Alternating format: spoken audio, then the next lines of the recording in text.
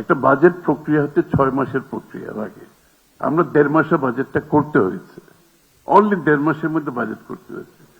এবং আবার কোন ধরনের বাজেট, যেটা আমরা ইনহেরিট করেছি ওই যে আমাদের ওই সরকারের কাছ থেকে, ফ্যাসিস্ট সরকারের কাছ থেকে, যেটা আমরা ইনহেরিট করেছি ইন্টেরিয়াম গভর্নমেন্টের কাছ থেকে।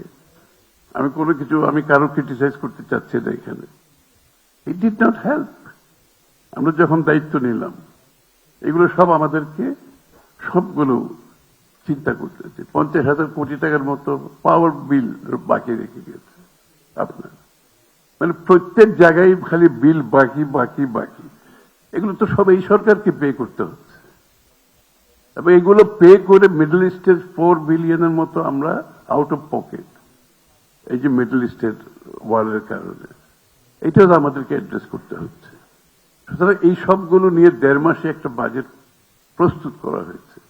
আমি বলছি না এই বাজেটটা পারফেক্ট বাজেট, এই বাজেটের মধ্যে যেখানে যেখানে সমস্যা রয়ে গেছে এগুলো আমরা আবার দেখছি, এখন রিভিউ করছি। It's a continuous thing. এটা হচ্ছে সোশ্যাল সার্ভিসেস এর ব্যাপারে। এখানে আমি সবাইকে কম বেশি।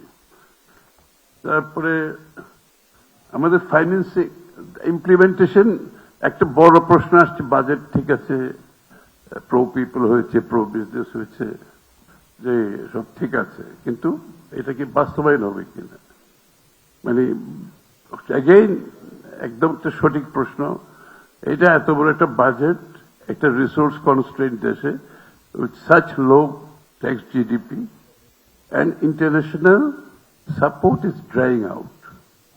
ডক্টর রাজাক কারেক্টলি বলেছেন যে ওডিআই ইজ ড্রাইং আউট। এখন গ্লোবালি কিন্তু এইসব ফাইন্যান্সিং, এইসব সাপোর্ট কমে আসছে।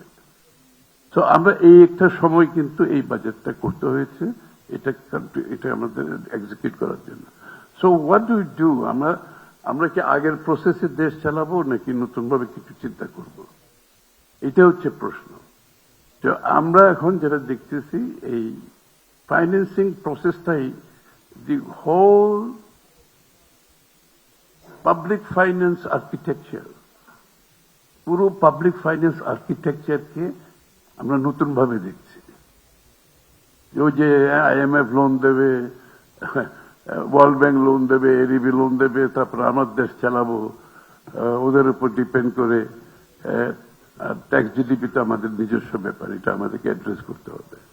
তা আমরা দেখছি যে পাবলিক ফাইন্যান্স আর্কিটেকচারের ইস্যুটা আমরা নতুনভাবে অ্যাড্রেস করতেছি। So we have to go for alternative finance. এবং অল্টারনেটিভ ফাইন্যান্স কি, এখন আপনারা দেখেন অ্যাকচুয়ালি যে মাল্টিল্যাটারাল যে ফাইন্যান্স গুলো হতো, এগুলো কস্ট কিন্তু বেড়ে যাচ্ছে, এগুলো কিন্তু ইন্টারেস্ট অনেক বেড়ে যাচ্ছে, এবং এই ইন্টারেস্টের সাথে মার্কেট ইন্টারেস্টের গ্যাপটা কমে আসছে। সুতরাং it is becoming so costly also, যে cost of fund is so high. এই জন্য আমাদেরকে একটা অল্টারনেটিভ আর্কিটেকচার করতে হচ্ছে। সো আমরা মার্কেট বেসড ফাইন্যান্সিং এ যেতে হবে।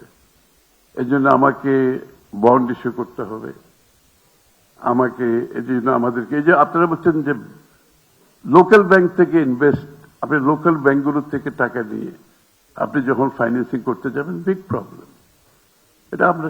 এটার বিরুদ্ধে তো আমি বলে আসছি। আপনারা যারা আমার বক্তব্য শুনেছেন, লাস্ট 10 years আমি বলে আসছি যে লোকাল ব্যাংক থেকে আপনারা বড় করে your crowding out private sector, and the cost of fund is high. Local bank থেকে বড় করা মানে 10, 11, 12, 13% ইন্টারেস্ট রেট, যেখানে প্রাইভেট সেক্টর সার্ভাইভ করা মুশকিল। এই ইন্টারেস্ট রেটে একটা গভর্নমেন্ট এই ইন্টারেস্টের টাকা নিয়ে কিভাবে সার্ভাইভ করবে? এটা হইতে পারে না তো।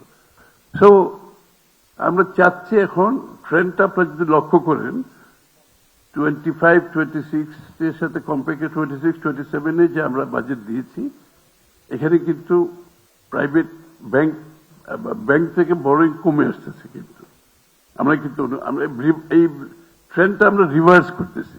বাট এটা তো আমরা রাতারাতি করতে পারবো না, 3 মাসে 4 মাসে তো করতে পারবো না, 1 বছরও করতে পারবো না। তো this is a process. Again gradually আমরা বেরিয়ে আসছে, ব্যাংক বোরিং থেকে বেরিয়ে এসে অল্টারনেটিভ ফাইন্যান্সিং এবং ট্যাক্স জিডিপি আমাকে বাড়াতেই হবে, আমাদের কোনো অপশন নাই।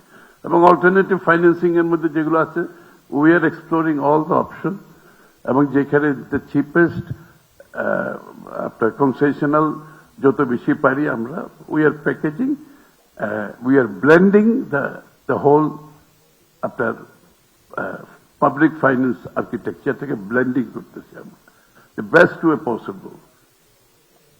বাট আমরা তো একটা ইনহেরিট করছি, অনেক বড় একটা ডেট ইনহেরিট করে ফেলেছি, কারণ আমরা তো এটা কিছু করতে পারবো না। এই বাজেটও 1,25,000 কোটি টাকা অলমোস্ট আমরা ডেট সার্ভিস করতে হবে এই বাজেটে 26-27 1,25,000 কোটি টাকা। আমরা ফিসক্যাল স্পেস তো শ্রিঙ্ক করে তো এত কম জায়গায় চলে আসছে। এই যে আমাদের এডুকেশনে উনি রাশেদা আমার বোন যা বললো, আই এগ্রি 5%, এবং আমাদের ম্যানিফেস্টোতে কিন্তু 5% বলা হয়েছে এডুকেশনের জন্য, because we believe in it. আমরা মনে করি এডুকেশন ইজ সো ইম্পর্টেন্ট, এবং দ্য কোয়ালিটি অফ এডুকেশন ছাড়া আপনি কোনো জাতির পক্ষে এগিয়ে যাওয়া সম্ভব না। অ্যান্ড আপনার ডেমোগ্রাফিক ডিভিডেন্ড যদি আপনি পেতে চান, ইউর এডুকেশন সিস্টেমকে আপনাকে ওই জায়গায় নিয়ে যেতে হবে, আপনার হেলথ সিস্টেমকে ওই জায়গায় নিয়ে যেতে হবে। সো আমরা যেটা বলেছি, এই বছর কিন্তু আমরা 2 বছর 2% আন্ডার কারেন্ট বাজেট যে সমস্যার মধ্যে আমরা আছি ফাইন্যান্সিয়াল, এর মধ্যে 2% বাজেট ফর এডুকেশন আমি বলবো না এটা খুব একটা কম হয়েছে, মানে আন্ডার সাচ এরকম একটা সিচুয়েশনে। But 5% is our target. আমরা বলেছি তো এটা ক্রমান্বয়ে আমরা ইনক্রিমেন্টালি আমরা 5%-এ চলে যাবো। I hope at the end of our this tenure আমরা 5%-এ যেতে পারবো।